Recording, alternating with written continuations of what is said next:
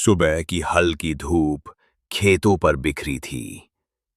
People के पेड़ के नीचे बैठा था रामू, एक सीधा सादा किसान, अपने सबसे प्यारे दोस्त श्वेतु के साथ, जो उसका सफेद कबूतर था। दोनों की दोस्ती गांव में मशहूर थी। रामू ने श्वेतु की आंखों में झांकते हुए कहा, श्वेतु, क्या कभी उस पुरानी हवेली को देखा है? सुना है वहां कुछ तो राज छुपा है। श्वेतु फड़फड़ाया, जैसे कह रहा हो, उधर मत जा रामू। गांव के बुजुर्ग उस हवेली का जिक्र करते हुए कांप जाते थे। कोई कहता वहां आत्मा है, कोई कहता वहां कोई औरत अपने बदले की आग में जल रही है।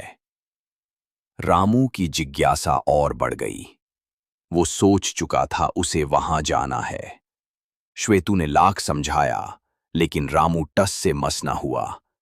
सांझ ढलते ही दोनों निकल पड़े उस सुनसान रास्ते की ओर, जो जंगल के बीच से होकर उस हवेली तक जाता था। चारों तरफ अजीब सी खामोशी थी, और झाड़ियों में छिपे झींगुर भी डर से चुप थे।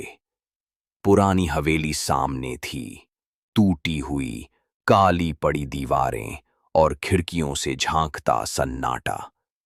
जैसे ही रामू ने दरवाजे की ओर कदम बढ़ाया, वो बिना छुए ही चर चर करके खुल गया।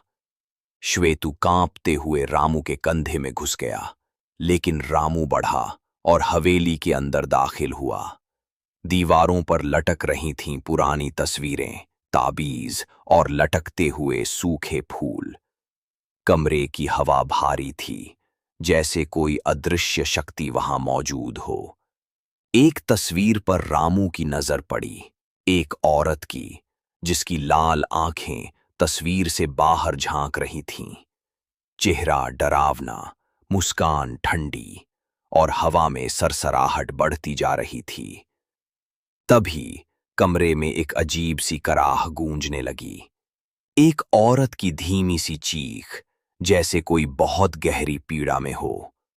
दीवार से एक काली छाया निकलने लगी, और उस छाया ने लिया एक रूप, लंबी झुलसी हुई जुल्फें, सफेद आंखें और चेहरा मानो जल चुका हो। वो चुड़ैल अब रामू के सामने थी। उसने एक गूंजती हुई आवाज में कहा, तू यहां क्यों आया इंसान?